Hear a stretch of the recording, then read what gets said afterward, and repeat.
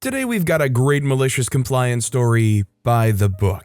We'll get into that in a bit, but first, it looks perfect on my monitor. Okay, I can work with that. Working at Big Co with lots of agents in the field, agents had pretty decent 15-inch laptops to work with customers in the field. New project comes up to give the field people some better tools. Project owner and other stakeholders haven't been pleased with the way the old apps work. Looks like it was scraped from a 3270 terminal. Pretty close, but well before my time. They make sure I hire a real graphics designer to develop the GUI. Fine, I can do that. Interviews, offers made, designer arrives. Suze is nice, programming team is excited to start, looks all good. As a gesture of welcome to our IT group, get her the developer setup, souped up 15-inch laptop, docking station, 2 big monitors. Developers like it. They get to put windows all over the place. Life is good. Suze seems to be happy. Pretty soon her, the lead developer, and the business liaison go on to make a great GUI experience.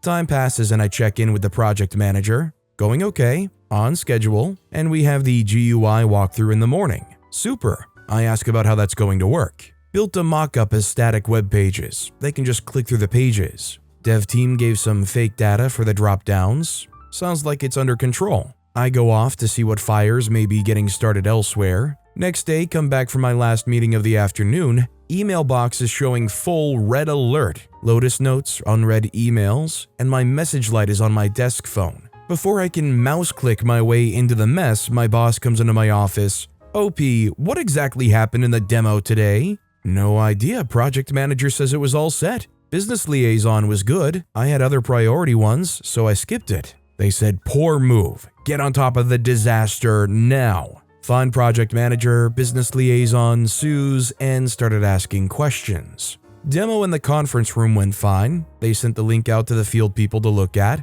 Field people had some issues. Like what? Well, a few said it was completely unusable, said Suze. She turns, pulls up a browser window on one of her big monitors. This is it. A very nice, clear GUI. It looked a little busy to me, lots of boxes on one page. I said, hey, can you drag that down to your laptop screen? Yep, looks pretty crowded now that it's 1/3 the size. Suze, it looks a little tight. She says, yes, but it looks perfect on my monitor, as she slides it back to the big monitor. I say, people in here have 15-inch screens. She says, well, we should get them bigger ones. It looks perfect here, and I'm the GUI expert. Sigh, second sigh. Tell the project manager to meet me in my office, tell the others to go home. Long, unhappy conversation with project manager, much arm waving, etc. May have used the F word a few times, maybe a few times in the same sentence. Bottom line, was going to be hard to move Suze from the works perfect on my monitor. Next day, Suze comes storming into my office. What the freakity freak happened to my freaking monitors? Some freakwad freaking stole them, that freaker. Breath. And they left a freaking note. What the freak does eat the dog food freaking mean? Wow, she could be management material. I said, oh, that's a phrase we use. Eat our own dog food. Every time we build a new system that has user impact, we are the first users. So when it's bad, we get to see it first. Suze yells, what does that mean to me? No F words. Maybe not management material. It means that your users have 15-inch screens. You had a giant screen and kept going, it looks perfect on your monitor. Now you have 15-inch screens to see what they see. You know, eat the dog food. Suze sighed and walked away. 4 days later, the revised GUI demo went very well, and she got her monitors back. Monitor was from the IT storage area. They were happy to get rid of 2 of the old monitors, unamused when they came back. You know, I'm just impressed that you got all the way to doing a GUI designing job where you're making these mock-ups for prospective clients and you have no concept of not everybody is going to have the same resolution screen. I mean, this kind of thing even goes beyond GUI. It's kind of just a design staple. It's like the advancement of how does a piece of art look when you're up close to it and how does it look when you're stepping back away from it.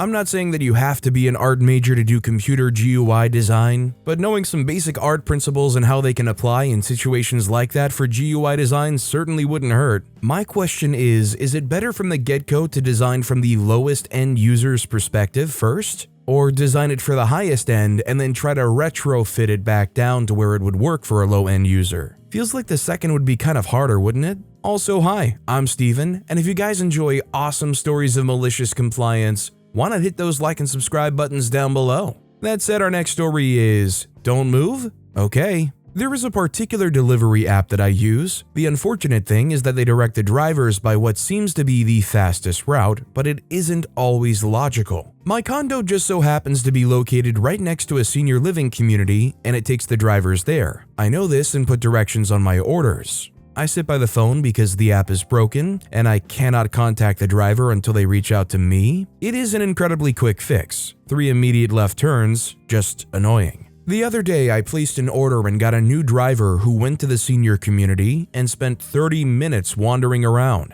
getting farther and farther away from where I accurately was on the map before finally calling me. I told him exactly what he needed to do. Go back to the main road and turn left. Then turn left into the very first driveway with the for sale sign next to it. Then make an immediate left as soon as you enter the complex. That is where I am. He said okay and hung up.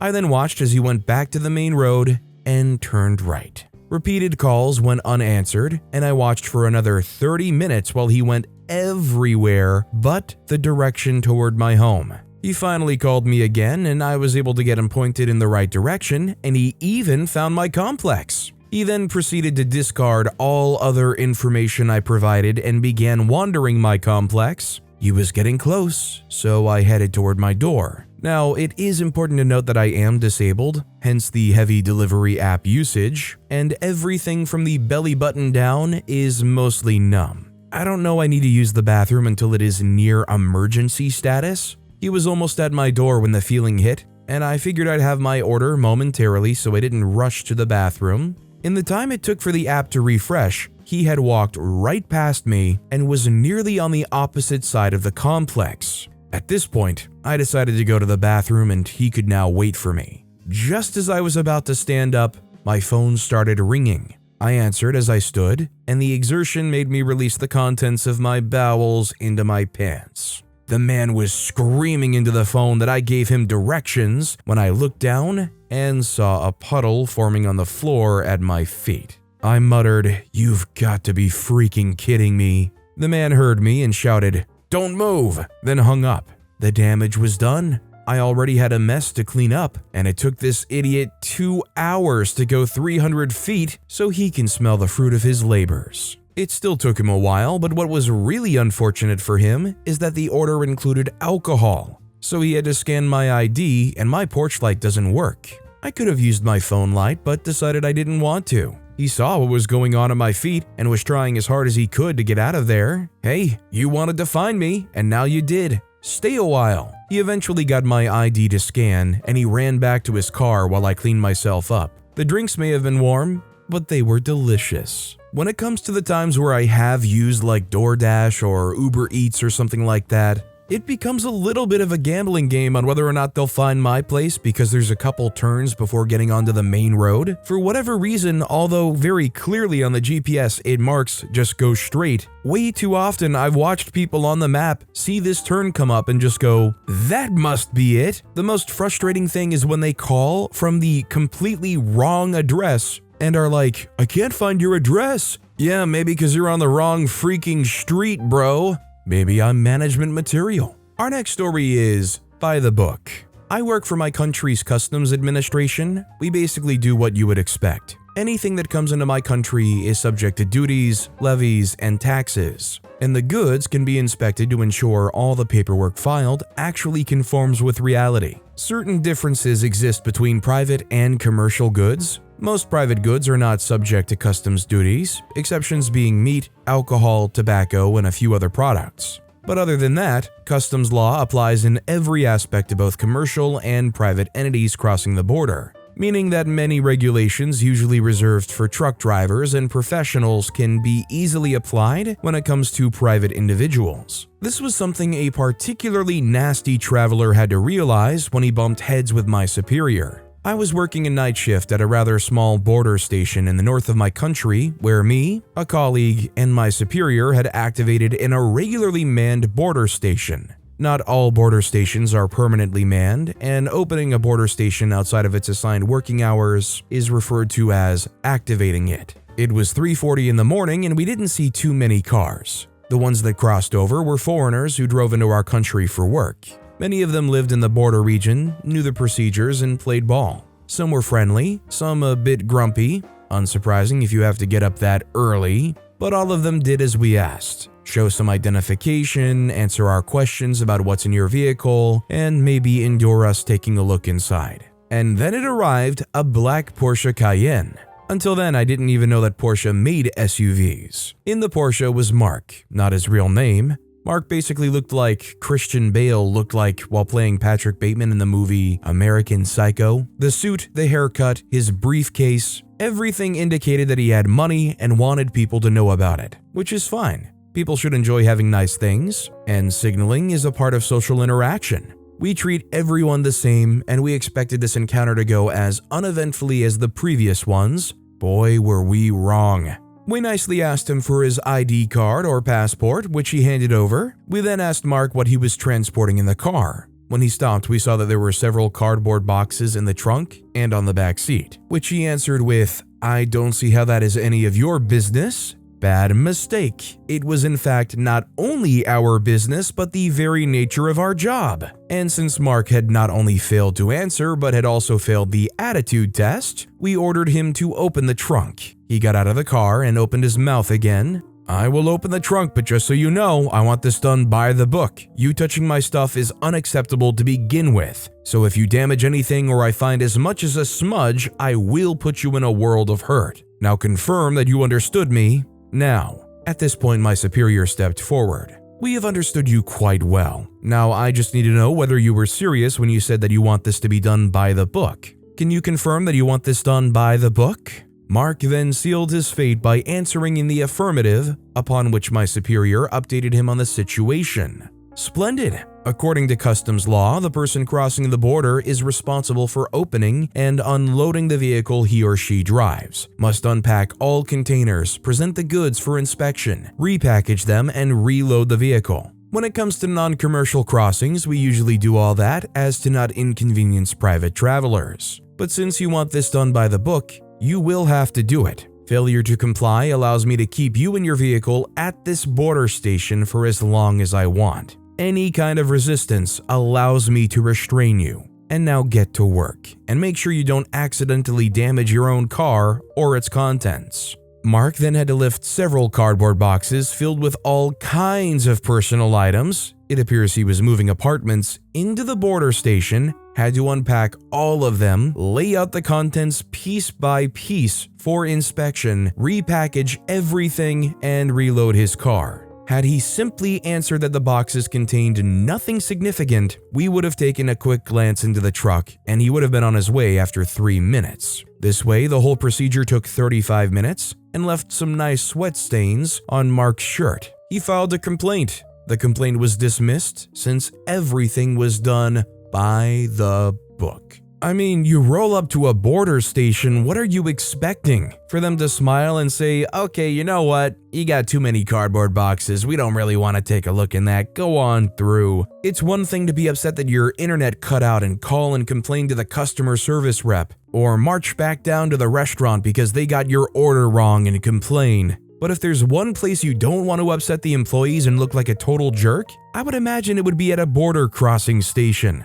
This next story is, you want the best I can offer? Okay, here it is. As a bit of background, when my wife and I had our first child, my wife's grandpa paid thousands to buy our son a lifetime membership in a political organization. We're in the USA, whose values do not match my wife and I. We were frustrated but didn't say anything because her grandpa lived alone and was toward the end of his life. When my son was a toddler, I lost my job. This was in the middle of the recession and jobs were hard to come by, particularly for recent college grads with no experience. The next 10 months were difficult. I often went to bed crying at the rejection after rejection. It was at a particularly low point that my son received a letter in the mail from this political organization that he is a part of. It talked about how they needed every penny he can spare to help this group in their fight. They needed his best. My sadness turned to anger, and I wanted to call them up and lose my mind. Instead, I decided to maliciously comply. My toddler son had no money, but he could scribble on a piece of paper. He scribbled in various colors on a piece of paper. I wrote a note on the back saying that when you hit a toddler up for money, this is the best he could do, and I sarcastically told them that I hoped it helped in their fight. I put it in the envelope they had enclosed, attached that envelope to a rock so that they had to pay extra postage, and sent it back. It makes me happy to think they lost money on hitting him up. Surely they must have learned after a while that sending postage-paid envelopes is not a good idea. Surely for every actual donation that they got back, a number of those had to go to malicious people, right? But with that being said, that's all the time we have for today. Now, if you want to hear another awesome malicious compliance story, check out that video on the left. Or if you missed my latest video, check out that video on the right. That said, I'll see you all next time with some more stories.